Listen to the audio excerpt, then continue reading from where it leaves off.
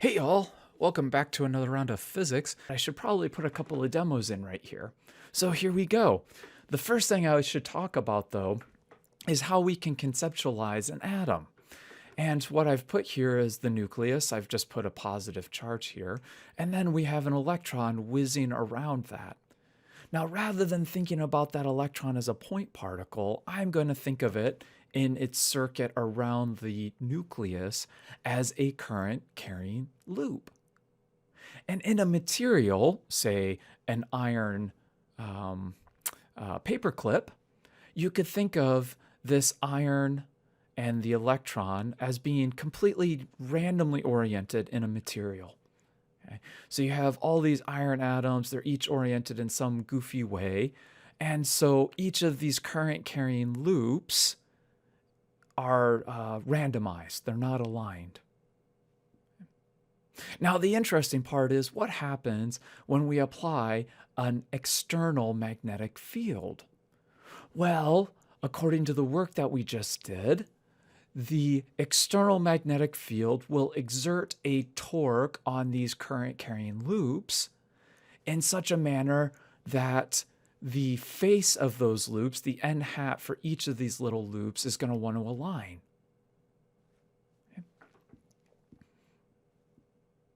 Okay? And now what happens? Well, we can remove that magnetic field and this alignment will persist. Now we need to talk about Biot-Savart, but what I will say right now is that because we have this alignment, we have now caused the material to itself have a magnetic field.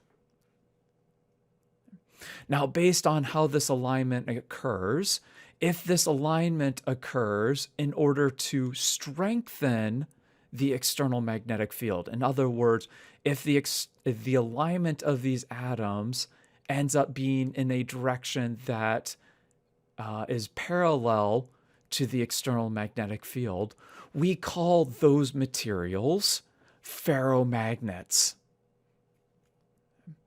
Now, I've got two videos for you to demonstrate that effect. One is at the microscopic level, where I use iron filings, and you can physically see the iron filings move in response to the external magnetic field. Then what I will do is use a paper clip and use that as a microscopic example. Although we can't see the iron atoms actually aligning, we can see the overall effect.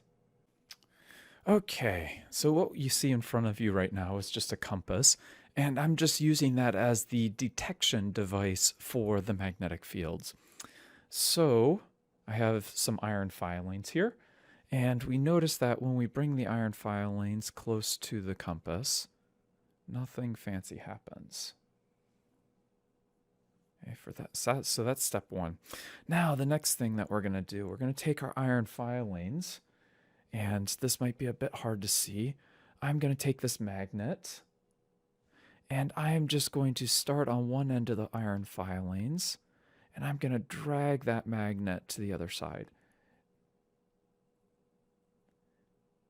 Now you can see at the edge, at least, right on the edges here, you can probably see those little iron filings moving just a little bit. Okay. And let me do that again. I'm going to do that again, and maybe one more time. Okay. So you see those iron filings actually physically moving. Okay. Now let's go ahead and let that compass settle down for a second. And again, I'm going to very carefully, I don't want to jostle the iron filings, but I'm going to very carefully bring it in. And now you see, indeed, I have some sort of magnetic field, right? That compass is now responding to the influence of those iron filings. Let's go ahead. Let's see if we can do this as well. I'm going to very carefully bring the other side of that test tube near the compass. So the side that has the black tape on it.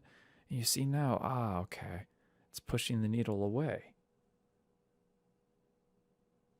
Okay. Very cool. Now the last thing, what did I really change here? I haven't changed the iron filings themselves, but rather by taking that magnet and dragging it across the test tube of iron filings, I have actually changed the orientation of those filings. I've managed to orient them in such a way that now they have some net magnetic field being produced. So how do I destroy this? How can I get rid of this magnetic field in my iron? How can I get rid of this magnetic field in my iron filings? Well, that's simple. Let's just remove that alignment. If the magnet encouraged some sort of alignment of these iron filings, all I have to do is disorganize, randomize those iron filings again. So I'll just give it a shake, and now we see that influence, that magnetic field has gone away. Okay? So that's just a macroscopic demonstration of microscopic magnetization. This is the same idea that happens at the microscopic level. Okay, so now what I have is just a paper clip. Okay. And first of all, let's go ahead and double check. Is it magnetized? And indeed, it does not look like it is magnetized at all. So let's do the same process. Let's go through and let's orient the iron in this paper clip so that it is all pointing in roughly the same direction. So I'm just going to take that magnet and I'm going to run it down the paper clip. Now, of course, we can't see the iron atoms actually aligning, actually physically rotating in response to this magnetic field of this neodymium magnet. But I assure you that's indeed going on. So I'll pull my magnet away. Let's make sure we'll rotate the compass so we have some idea about the reference. And now what I'll do is I'll just bring in this paper clip. Now we see that's the indication that somehow I've aligned some of these iron atoms inside the paper clip. Right? You see now it actually has some sort of interaction with that compass needle. Let's rotate it the other way. Let's see what happens if I rotate it the other way. Right? Now instead of attracting the compass needle, it's pushing it away.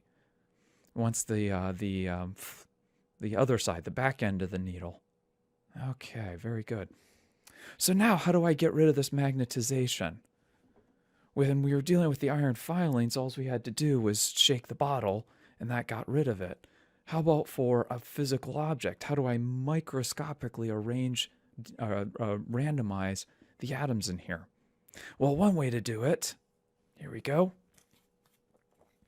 Let's just take this needle, or this, paper clip, and I'm going to randomize the atoms. Blunt force trauma.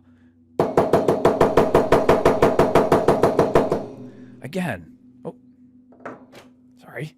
Now again, it doesn't look like it, but I've physically jostled around the atoms in the paper clip. So now let's see. Does it interact anymore? There we go. We have managed to demagnetize the paper clip. Again, although we can't see it by blunt force trauma, I've managed to jostle around those iron atoms inside the paper clip sufficiently that it's no longer magnetized. Now, of course, you don't have to do that way.